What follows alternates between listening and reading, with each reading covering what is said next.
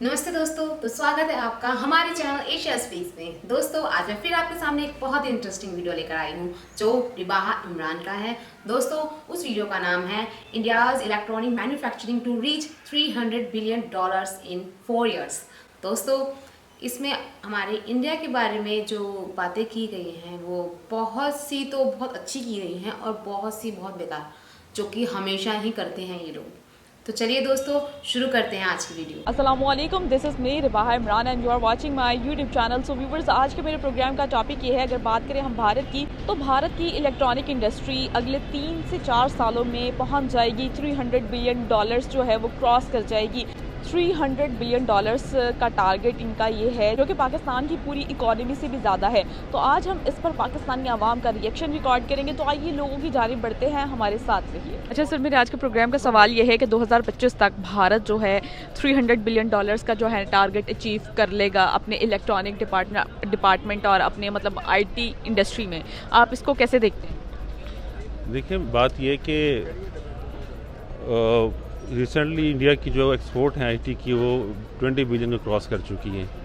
तो पाकिस्तान तो अभी सिर्फ 1 बिलियन भी नहीं पहुंचा। टारगेट था इस साल $1 बिलियन की एक्सपोर्ट करने का आईटी में, लेकिन वो नहीं हो सकी। तो बात यह कि जिस मुल्क की 64% यूथ जो है वो 30 ईयर्स की हो और उसकी आईटी की एक्सपोर्ट्स भी ना हो, तो ये बहुत बड़ा लम्हा फ़िक्र है पाकिस्तानी कौम के लिए, क्योंकि इसके अंदर कोई मेगा इन्वेस्टमेंट की ज़रूरत तो होती नहीं है मैडम। तो ऐसे में बात यह है कि अच्छी क्वालिटी प्रोडक्शन बच्चों की आनी चाहिए, ताकि जो है ना वो वेब बेस्ड पे काम करें। और कोरोना की वजह से अब जो है वो आईटी का जो है एक बूम आ चुका है, क्योंकि ऑनलाइन सेलिंग, ऑनलाइन परचेजेस जो है और ई कॉमर्स बहुत ज़्यादा हाई हो गया। तो ये एक बहुत गोल्डन अपॉर्चुनिटी है पाकिस्तान के लिए कि वो अपनी आईटी में और इलेक्ट्रॉनिक मीडिया में एटलीस्ट $1 बिलियन की एक्सपोर्ट तो क्रॉस करें ना। सबसे पहली बात तो ये है कि आप जानते ना, इंडिया आईटी में बहुत ज़्यादा स्ट्रॉन्ग है, ठीक है। तो उन्होंने ना वो किया हुआ है कि बाहर से कोई चीज़ हमने मंगवानी नहीं है, जॉब बनाना है, अपने मुल्क में बनाना है। यही वजह कि आज उसका बिजनेस उसमें हो रहा है, तो वो वही वजह है उसमें। $300 बिलियन तक इलेक्ट्रॉनिक इंडस्ट्री उनकी क्रॉस कर गई है। तो फिर हमारे यहाँ पे भी उन लोगों को चाहिए कि स्मॉल स्केल बिजनेसेस में इन्वेस्ट करें लोग, ताकि जो है वो ग्रो करें और ग्रास रूट लेवल से लोग जो हैं, जैसे भूख और अफलास जो है हमारी कंट्री में ख़त्म हो, उसके अंदर कमी आए और लोगों को ज़रिए मुआश मिले और लोगों की पर कैपिटा इनकम बढ़े और जीडीपी हमारा इंक्रीज़ हो। हमें भी बहुत ज़्यादा ज़रूरत है, हमारी कंट्री को भी जीडीपी इंक्रीमेंट की बहुत ज़रूरत है मेरे हिसाब से। डू गुड हैव गुड, अगर वो मेहनत कर रहे हैं तो ऑब्वियसली उन्हें अचीव भी करना चाहिए। लेकिन वो कहते हैं ना कि हम तो बीइंग अ मुस्लिम यही कहते हैं कि एवरीथिंग डिपेंड्स ऑन नीयत, कि हमारी नीयत क्या है हमें उसी का फल मिलता है। तो अगर उनका कोई पॉजिटिव कंसर्न है इन फ्यूचर तो होपफुली कि वो अचीव कर लें। लेकिन हमेशा की तरह as Indians they narrow minded और उनकी थॉट्स बिल्कुल नेगेटिव होती है। तो अगर इतनी नेगेटिव थॉट होती है तो वो इतनी तरक्की कैसे करता है? इसकी मैं आपको ये आंसर करूँगा कि तरक्की इन अ सेंस के ठीक है, वो अगर हम देखें इलेक्ट्रॉनिक वे में या इन फ्यूचर वो बड़े इस तरह डिजिटल करेंसी की तरफ आ रहे हैं, वट एवर जो भी उनके गोल हैं अचीव कर रहे हैं। लेकिन उनके जो माइंड है वो तो तरक्की नहीं कर रहे हैं ना, उनके माइंड तो वही है, वही पसमानदा उनकी सोच है। और वो जैसे अगर कोई पाकिस्तान से इंडिया ने भी रिसेंटली मैच विन किया तो वो जी मैच फिक्सिंग है और ये है वो है, मतलब वो एक्सेप्ट नहीं करते रियलिटी को, रियलिटी चीज़ें नहीं देखते। मैंने जो देखा है वो बड़े न्यूट्रल रहे कि अगर जो टीम जीती है उन्होंने उसको अप्रिशिएट किया है, ठीक है। और वही बात है, जो टीम मेहनत करती है और वही विन कर जाती है। अगर भारत मेहनत करेगा तो भारत विन कर जाएगा, अगर पाकिस्तान मेहनत करेगा तो पाकिस्तान विन कर जाएगा। उन्होंने इस बात को न्यूट्रल रहकर, मैंने तो नहीं सुना कि उन्होंने ये कहा हो कि मैच फिक्सिंग थी या इन ऑल दैट। अगर इंडिया जीत जाता तो हम कहते हैं कि मैच फिक्सिंग थी। अब देखें, आपने नहीं सुना, आई डोंट नो आपने कैसे नहीं सुना, इंडियन टीम में एक मुस्लिम भी क्रिकेटर हैं, तो सब उस पर ब्लेम कर रहे थे कि लाइक आपने जानबूझ के मुसलमानों को जिता दिया बॉलिंग की वजह से। आई डोंट नो, उनका नैरो थॉट्स की वजह से। मुझे इस बात की एग्जांपल दें। एक तो हमारी क्रिकेट टीम में कोई मतलब अगर हिंदू मुस्लिम का अगर एक कंसेप्ट देखा जाए, अगर हमारी अव्वल तो हमें किसी भी सेक्टर में हिंदू नज़र नहीं आएगा, ठीक है। अगर फ़र्ज़ करें कि हमारे यहाँ के कोई हिंदू आ जाता हमारी क्रिकेट टीम में, क्या हम भी ये कहते? हमारे तो उन्होंने अपॉर्चुनिटी नहीं देते।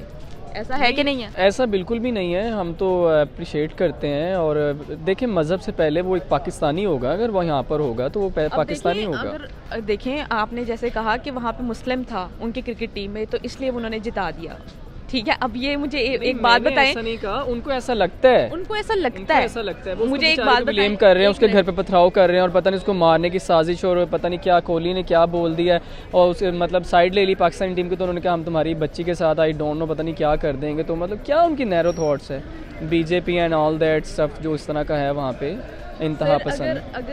अगर मतलब एक उनकी टीम में अगर एक मुस्लिम था तो सबसे पहली बात यह है कि वो अपॉर्चुनिटी ही ना देते। अगर इस तरह की बात होती, उनको ये लगता, आपको पता है कि एक नेशनल गेम में एक मुस्लिम हिंदू देख के नहीं होता, एक मेरिट पे काम किया जाता है। जो अच्छा प्ले करता है तो उसको ही चूज़ किया जाता है। अब मैं नहीं जानती कि आपने ये न्यूज़ उड़ती उड़ती कहाँ से सुन ली, क्या कर लिया। और आप ख़ुद सोचने वाली बात है कि अगर वहाँ पे मुस्लिम है, एक उसके पीछे का फैक्ट देखें ना कि उसको मौका मिला, एक मुस्लिम को मौका दिया कि अगर वो उसमें मतलब उनकी क्रिकेट टीम में है।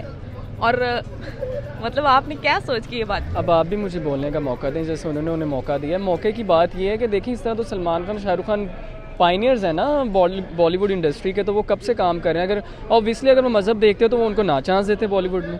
लेकिन अब उनका जो बॉलीवुड का स्टारडम है वो depends on Salman Khan, Shahrukh Khan, Aamir and Saif Ali Khan. तो खान्स ही उनके बॉलीवुड को लेकर चल रहे हैं, करोड़ों का बिजनेस करते हैं, उनकी फिल्म हिट होती हैं।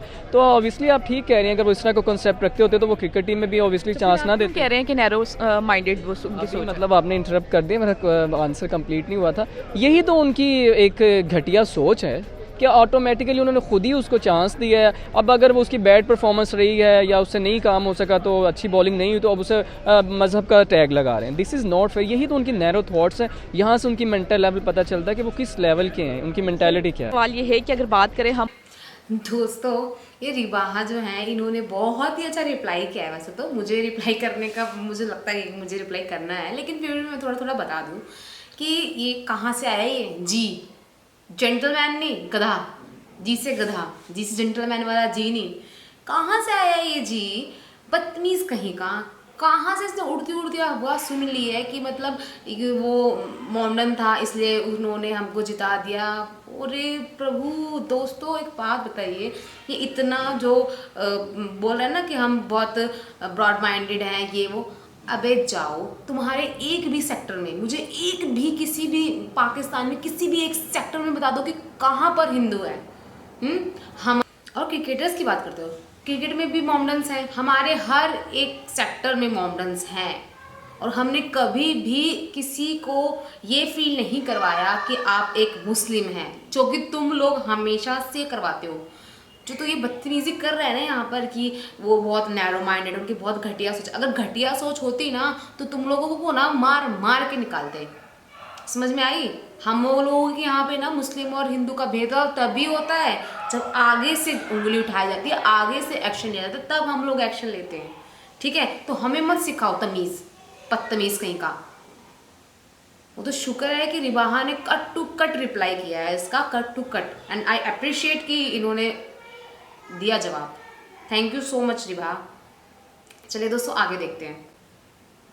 भारत का आपको ये टारगेट का तो पता चल गया है, ठीक है, कि वो 2025 तक कितना टारगेट अचीव करना चाहते हैं। उसके लिए उन्होंने काफ़ी रिफॉर्म किए हैं। PLI स्कीम को, प्रोडक्ट लिंक इंसेंटिव को, यानी कि जितने भी फॉरेनर्स बाहर से वहाँ पे इन्वेस्ट करने जाएंगे तो उनको कोई इंसेंटिव दिया जाएगा, जिससे वो बाहर के जो फॉरेनर है वो ज़्यादा अट्रैक्ट करेंगे उनकी मार्केट को। ठीक है, यानी कि इन शॉर्ट उन्होंने काफ़ी रिफॉर्म के लिए इसको अचीव करने के लिए काफ़ी रिफॉर्म किए हैं। पहले PLI स्कीम्स लॉन्च की हैं। आपको क्या लगता है कि ये टारगेट, क्या जिस तरह वो वर्किंग कर रहे हैं और जो करंट सिचुएशन चल रही है वो $75 बिलियन की उनकी मार्केट है करंट सिचुएशन, जिस तरह वो वर्किंग कर रहे हैं, आपको क्या नज़र आता है कि वो ये टारगेट भी अचीव कर पाएंगे या नहीं? देखिए, इंडिया ऑलरेडी जो है ना वो G20 में शामिल हो चुका है। सेल्फ रिलायंस की पॉलिसी उन्होंने 1947 में अडॉप्ट कर ली थी। अगर हम अपनी बात करें तो देखें, दूसरों के घर को क्या देखना, जो अपने घर में ही मतलब है कि प्रॉब्लम्स हों। हमें अपने पे फोकस करना चाहिए। सबसे पहले जो मेरा ख्याल है कि एक्सपोर्ट प्रमोशन बैंक का क्या बहुत ज़रूरी है हमारे मुल्क में। वो एक्सपोर्ट प्रमोशन बैंक जो है वो इंफ्रास्ट्रक्चर बेसिकली डेवलप करें, उसके बाद बाकी बातें साथ में होंगी। क्योंकि इंडिया का इंफ्रास्ट्रक्चर इतना बड़ा ब्रॉड स्पेक्ट्रम है कि वो उसके ऊपर अब जो है ना उनको फ्रूट्स मिलना शुरू हो गए हैं। तो सबसे पहली बात है कि हमें एक एक्सपोर्ट प्रमोशन बैंक बनाना चाहिए, जिससे जो है ना वो एक्सपोर्टर्स को और स्पेशली आईटी एक्सपोर्टर्स को जो है ना लो रेट पे लोन्स मिल सके, जिससे वो हल्के पैमाने पे अपना एक काम सेट करके तो आगे चल सके। इसलिए वो बहुत प्रोग्रेस कर जाएंगे आने वाले टाइम में।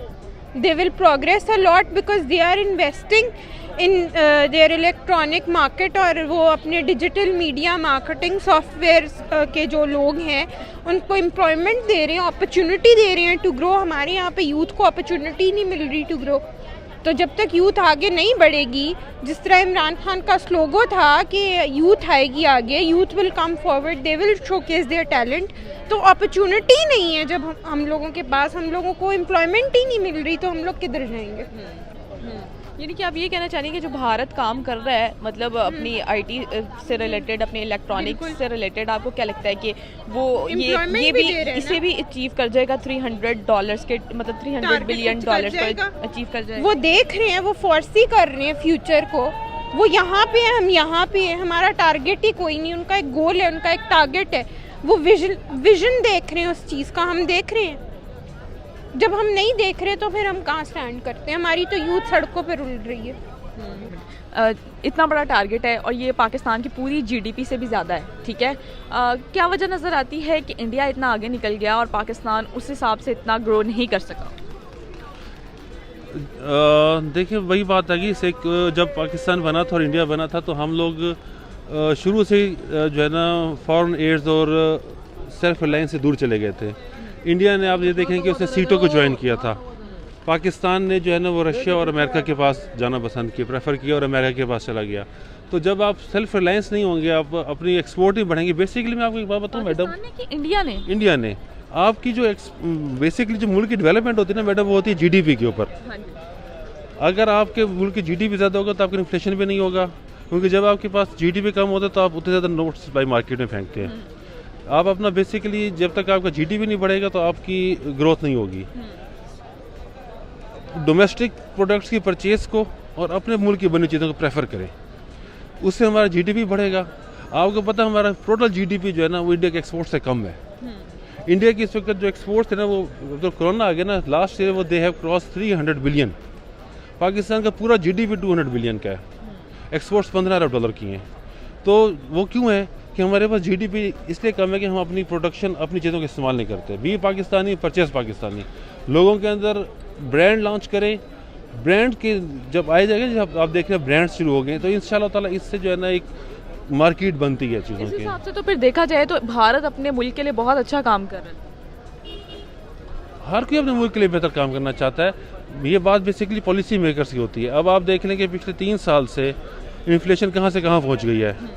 गवर्नमेंट इकोनॉमी को इम्प्रूव करने के बजाय, जीडीपी को इम्प्रूव करने के बजाय सिर्फ मनी सप्लाई कर रही है। जब आपकी मनी सप्लाई ज़्यादा हो जाती है, आपकी प्रोडक्ट्स कम हो जाती है, तो इन्फ्लेशन बढ़ जाती है।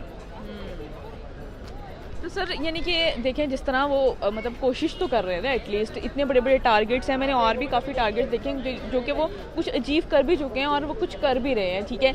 उस हिसाब से पाकिस्तान तो अभी मतलब उस मार्केट में वो मतलब सोच भी नहीं रहा उस हिसाब से कि जिस हिसाब से भारत ने टारगेट सेट कर लिए हो। मैडम आपको बुनियादी बात बताऊं कि हमारा मुकाबला भारत के साथ नहीं है। अच्छा। आप अपने आप को अब देखिए, नेपाल के साथ, बर्मा के साथ, बांग्लादेश के साथ। भारत जो है वो दुनिया की 5-6 बड़ी इकॉनमी बन चुकी है। They have crossed Great Britain, they have crossed Japan, now they are the 5th largest economy of the world. आप उनके साथ मुकाबला ना करें। आप ये देखें कि आप कि वेर यू स्टैंड, आप अपने जो बाकी मुल्क हैं उनके साथ तो बेहतर हो जाए ना, आप इंडिया को तो परे करें। फिर हमें उनसे सीखना चाहिए ना, जिस तरह वो अच्छा काम कर रहे हैं। मैडम सीखने के लिए देखें, कानून किसी भी मुल्क के गलत नहीं होते, उनकी यूटिलाइजेशन ख़राब हो रही होती है। कानून इंडिया के भी गलत नहीं है, हमारे भी नहीं है। अगर हम अपने ही कानूनों को अगर सही तरह से इम्प्लीमेंट करें तो कोई वजह नहीं है कि हम तरक्की ना कर सकें। इसलिए पीछे रह गए क्योंकि हम लोगों ने हर चीज़ में हम लोगों ने कर्जे लेने शुरू किए हुए। हर चीज़ पे हम IMF के पास जा रहे हैं। हम अपने यहाँ का जो अपना हमारी जो चीज़ें हैं, रिसोर्सेज हैं, हम उनको यूज़ ही नहीं कर रहे, हम यूटिलाइज ही नहीं कर रहे। हम लोग इधर को कहते हैं ओह पाकिस्तानी है ना, आई वोंट बाय वन। हमें तो ब्रांडेड चाहिए, हमें तो बाहर का चाहिए। हम क्या अपने लोकल प्रोड्यूसर्स को, लोकल फार्मर्स को, हमारी कॉटन इतनी ज़बरदस्त है, हम उसको यूटिलाइज़ करें, हमारे वाटर रिसोर्सेज इतने ज़बरदस्त हैं, हमारी इलेक्ट्रिसिटी प्रोड्यूस करने के लिए विंड रिसोर्सेज इतने ज़बरदस्त हैं, हमारे यहाँ पे जो निकल रहे हैं ग्रेजुएट्स, हम उनकी दिमाग को यूज़ ही नहीं कर रहे। तो हम लोग क्या कर रहे हैं, हम सड़क पर पड़े हुए बस बैठे हुए हैं कि हमें कोई करेगा तो हम करेंगे, नहीं करेगा तो नहीं करेंगे। हमारे मुल्क बाहर, हमारी यूथ बाहर जा रही है, कह रही है हम बाहर जाएंगे, बिकॉज अपॉर्चुनिटीज़ नहीं है हम लोग के पास। सही, यही एक फैक्टर है कि हम लैग कर रहे हैं बिल्कुल, और इंडिया आगे जा रहा है क्योंकि हम अपनी यूथ का पोटेंशियल ही नहीं यूटिलाइज कर रहे हैं। और वो कर रहे हैं तो ग्रो कर रहे हैं ना कर रहे होते तो इधर ना पहुंच रहे होते। हमें उनसे सीखना चाहिए, बिल्कुल सीखना चाहिए, अच्छा lesson, why not learn a good lesson from them. आपका चाहे दूसरा मुल्क की क्यों ना हो, इट्स अ नेबरिंग कंट्री, हमें रिस्पेक्ट करना चाहिए and we should learn a lesson from them. It's a opportunity कि हम सीखें, हम देखें कि वो किस तरह उसको वर्क कर रहे हैं, उन चीज़ों को हम भी उस तरह से काम करें उसके ऊपर, क्यों नहीं करना चाहिए हमें भी। व्यूवर्स, आपने पाकिस्तानी आवाम की राय तो जानी। इसी के साथ अपनी मेज़बान रिबाहा इमरान को दीजिए इजाज़त, और जाने से पहले मेरे चैनल को ज़रूर सब्सक्राइब कीजिए, वीडियो को ज़रूर लाइक कीजिए। और दोस्तों वो जो लास्ट में गर्ल आई थी ना, वो बहुत ही ज़्यादा, कहते नहीं, बहुत ही समझदार थी, बहुत ही ज़्यादा पेशेंस वाली लड़की थी। मतलब वो कितना पेशेंस रख रही होगी इस टाइम पे, मैं समझ सकती हूँ, क्योंकि उसके अंदर एक जुनून है आगे बढ़ने का, जो उसे मौका नहीं दिया जा रहा। आई थिंक वहाँ की बहुत सी ऐसी यूथ है, बहुत से ऐसे लोग हैं जिनको मौका नहीं दिया जा रहा आगे बढ़ने का। क्या पता वो लोग आए, कुछ करे, तो ये पाकिस्तान में जो GDP या फिर जो भी ये इलेक्ट्रॉनिक मैन्युफैक्चरिंग पे जो लेवल है इनका, $1-2 जो भी है, आई विश कि वो लोग भी आगे बढ़ सकें। बट मुझे समझ नहीं आता कि ये पाकिस्तानी लोग क्यों मतलब इनको नहीं दे रहे हैं मौका। प्लीज़ इनको भी मौका दो आगे बढ़ने का। और वहाँ की जनता भी दुखी है, इमरान खान जी, प्लीज़ इनको मौका दीजिए आगे बढ़ने का। प्लीज़ अपनी मत सोचिए, ये शादियाँ वादियाँ करना बंद करिए, नहीं तो किसी और को मौका दीजिए PM बनने का। खैर छोड़िए दोस्तों, चलिए मैं विदा लेती हूँ। प्लीज़ हमारे चैनल एशिया स्पीक्स को सब्सक्राइब करें और हमारी वीडियोस को लाइक करें, और प्लीज़ कमेंट करके मुझे बताएं कि आपको हमारी वीडियोस कैसी लगती हैं। धन्यवाद।